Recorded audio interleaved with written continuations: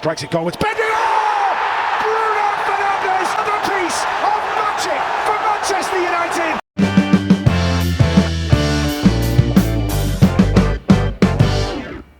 We should be giving Bruno Fernandes his flowers. Manchester ইউনাইটেডে join করার আগে Bruno Fernandes যখন স্পোর্টিং লিসবনে খেলছিলেন তখন তার যে পরিসংখ্যানগত দিকটা ছিল সবাই ধরে নিয়েছিল যে ইউনাইটেডে এসে সে একটা ইম্প্যাক্ট ফেলবে, তবে এত বড় একটা ক্লাবে ট্রানজিশন করে এসে ব্রুনো ফার্নান্ডেজ কতটুকু কি কন্ট্রিবিউট করতে পারবেন সেটা নিয়ে কিন্তু অনেক প্রশ্ন ছিল।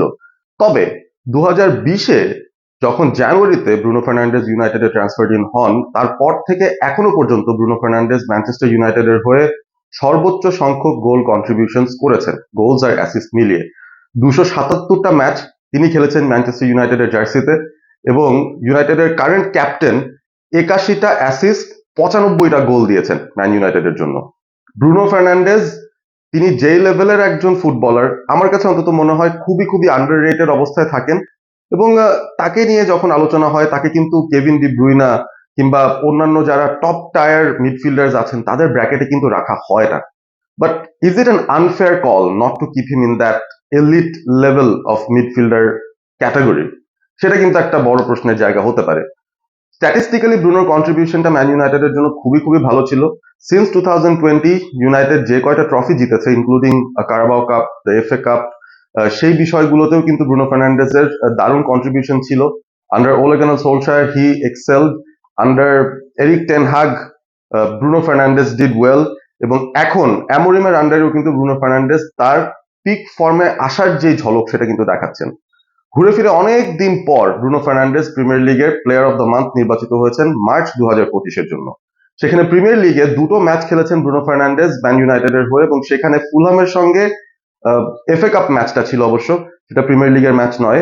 এফএ কাপ ম্যাচটাতে ব্রুনো ফার্নান্ডেজের একটা গোল কন্ট্রিবিউশন ছিল। তারপরে প্রিমিয়ার লিগে যখন ওল্ড ট্র্যাফোর্ডে আর্সেনালকে ইউনাইটেড ফেস করে সেখানে ব্রুনোর একটা দুর্দান্ত ফ্রি কিক ছিল, এবং that was the only goal contribution from a man United player সেই ম্যাচে। আমরা সেই ম্যাচটা ড্র করে এসেছিলাম, আর্সেনালের সঙ্গে ইউনাইটেড একটা পয়েন্ট বের করে নিয়েছিল। ফাস্ট ফরওয়ার্ড লেস্টারের সঙ্গে কিং পাওয়ার স্টেডিয়ামে ম্যাচ, সেখানেও ব্রুনো ফার্নান্ডেজের একটা গোল 2টা অ্যাসিস্ট ছিল। 3-0 গোলে ইউনাইটেড লেস্টারকে হারিয়ে দিয়েছিল। So overall March was a good month for Bruno. 2টো প্রিমিয়ার লিগ ম্যাচ খেলেছেন, সেখান থেকে 2টো গোল 2টো অ্যাসিস্টের ট্যালিটা ছিল, এবং he was shortlisted among the players যারা হচ্ছে প্লেয়ার অফ দ্য মান্থের কন্টেনশনে ছিলেন। By the vote of the fans and from experts, Bruno Fernandes was elected as the player of the month for March. So congratulations. আমার মনে হয় Bruno deserves his flowers. তার যে ধরনের পারফরমেন্স, তার যে ধরনের ওয়ার্ক এথিক, তার যে ধরনের অ্যাভেলেবিলিটি, যেটা সবচেয়ে ইম্পর্টেন্ট একটা ফ্যাক্টর। সাধারণত আমরা দেখছি যে প্রত্যেকটা ক্লাবেই বিশাল ইনজুরিতে তারা পড়ছে, তাদের ইম্পর্টেন্ট প্লেয়াররা ইনজুরিতে পড়ে যাচ্ছেন। সেই জায়গায় কিন্তু ব্রুনো মানে অসাধারণ লেভেলের রেজিস্ট্যান্স দেখিয়েছেন। ব্রুনো ফার্নান্ডেজ সাধারণত আমরা তাকে ইনজুরিড অবস্থায় দেখি না। সিন্স 2020 খুব কম ইনস্টেন্সই হয়েছে যে ব্রুনো ইনজুরির কারণে খেলতে পারেননি। এই মৌসুমে কিছু সমস্যা হয়েছিল, তার শুরুর দিকে 2টো রেড কার্ড তাকে দেখতে হয়েছিল, সে কারণে কিছু ম্যাচ তিনি সাসপেন্ডেড ছিলেন। But despite that Bruno Fernandes এখন কিন্তু এই সময়টা এসে দলের হালটা খুব ভালো মতো ধরছেন। যে সময়টায় রুবেন অ্যামোরিমের সিস্টেমের সঙ্গে প্লেয়ার আস্তে আস্তে নিজেদের মানিয়ে নেওয়া শুরু করেছেন, সেই সময় কিন্তু ব্রুনোই সবাইকে লিড করে নিয়ে যাচ্ছেন। ইভেন ম্যান সিটির সঙ্গে যে ম্যাচ আছে ম্যানচেস্টার ইউনাইটেডের, সানডেতে আমরা সেই ম্যাচটা দেখবো রাত 9:30টায় বাংলাদেশ সময় ম্যানচেস্টার ডার্বিটা হবে। সেটার আগেও যে প্রেস কনফারেন্স হচ্ছে সেখানেও কিন্তু হেড কোচ রুবেন অ্যামোরিম তিনি বলেছেন যে অন্যান্য ফুটবলাররা তাদের মধ্যে ডেভেলপমেন্টের একটা কনসিস্টেন্সি তিনি দেখতে পাচ্ছেন, তবে ব্রুনো লেভেলের কনসিস্টেন্সি আর কারো মধ্যেই নাই এই দলটায়। So we need more of Bruno বা more like Bruno in Manchester United. যারা ইউনাইটেডের ফ্যান্স তারা অকপটে এটা হয়তো স্বীকার করবেন। ব্রুনো স্প্লিটস আ ডিবেট বলা যায়। ইভেন ইউনাইটেড ফ্যান্সদের ভেতরেও কিন্তু অনেকেই ব্রুনোকে খুব একটা রেট করেন না হাইলি, এবং তাকে নিয়ে বিশাল ক্রিটিসিজম আমরা ফেস করতে দেখি। বিশেষ করে ওই জায়গাটায় যেখানে আমরা দেখি যে ব্রুনো ফার্নান্ডেজ নিজের পজিশনটা হোল্ড না করে পুরো মাঠে দৌড়াদৌড়ি করছেন। মাঝে মধ্যে তিনি হলিউড পাস দিতে গিয়ে বল লুজ করে ফেলেন, সেই বিষয়গুলো নিয়েও অনেক আলোচনা হয়, অনেক সমালোচনা হয়।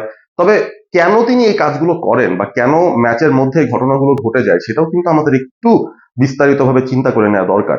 ফর এক্সাম্পল, যখন একটা সিস্টেমে ব্রুনো দেখছেন সিস্টেমের বাকি প্লেয়াররা তাদের যে রোল সেটা কমপ্লিট করতে পারছেন না, ব্রুনোকে কিন্তু তখন তাদেরকে হেল্প করতে যেতে হয়, তাদের প্রক্সি দিতে যেতে হয়। যেখানেই যখন প্রয়োজন ব্রুনো কিন্তু তখন সেখানে চলে যাচ্ছেন। মাঝে মধ্যে তিনি ডিফেন্সিভ মিডফিল্ড পজিশনে চলে আসেন, মাঝে মধ্যে তিনি ফুল ব্যাকদেরকে সাপোর্ট দেওয়ার জন্য তাদের সঙ্গে ডাবল আপ করার জন্য চলে যান। অ্যাটাকে যখন যাচ্ছে সেখানেও কিন্তু ব্রুনো আইদার তিনি অ্যাটাকারদেরকে একটা লং বল দিবেন বা তিনি বলটা নিয়ে ক্যারি করে যাবেন। গোল করার দায়িত্ব তার। আমরা এই সিজনে দেখেছি ডি বক্সের বাইরে থেকে তিনি 8টা গোল অলরেডি করে ফেলেছেন ইতিমধ্যে। So this is an amazing stat and it shows the resistance, it shows the passion that he has in him to play football. So ওই জায়গা থেকে আসলে তাকে ক্রিটিসাইজ করার কোনো উপায় থাকে না, because everything he does good or bad, it's basically through the passion that he has and the love that he has for football and for the Manchester United football club. So ওই বিষয়গুলো মিলিয়ে আমার কাছে মনে হয় যে খুব ভালো একটা রিওয়ার্ড ব্রুনো পেয়েছে, being the player of the month of the Premier League for March. আর আই হোপ ব্রুনো এই ফর্মটা যেন ধরে রাখতে পারে, কারণ দুইটা খুব ক্রিটিক্যাল মান্থ ম্যান ইউনাইটেডের জন্য কিন্তু আছে। তারা এখনো প্রিমিয়ার লিগে মাত্র 13 পজিশনে আছে, সেখান থেকে কতটুকু তারা উপরে উঠতে পারবে সেটাও একটা বিষয়। Any place higher up then 13 would be good enough for United এই সিজনে, কারণ আমাদের আসলে এর চেয়ে বেশি কিছু পাওয়ার নাই। থ্রু দ্য লিগ আমরা কিন্তু ইউরোপিয়ান ফুটবল নেক্সট সিজন পাবো না। So the only way we can go into European football next season is if we win the Europa league, যেখানে আমরা আছি। কোয়ার্টার ফাইনালে লিওনের সাথে ম্যাচ, সামনের বৃহস্পতিবারই খেলাটা হবে ফার্স্ট লেগ। ভেরি ইম্পর্টেন্ট একটা টুর্নামেন্ট হতে যাচ্ছে ইউনাইটেডের জন্য। অবভিয়াসলি ম্যান ইউনাইটেড যে স্ট্যাচারের ক্লাব, সবাই সাধারণত ভাবে যে তারা ইউসিএলই খেলবে, তবে সেখানেও কিন্তু কনসিস্টেন্টলি ইউনাইটেড যেতে পারেনি পোস্ট স্যার অ্যালেক্স ফার্গুসন এরাতে। So whatever is in front, আমার মনে হয় সেখানেই এফোর্টটা দিতে হবে।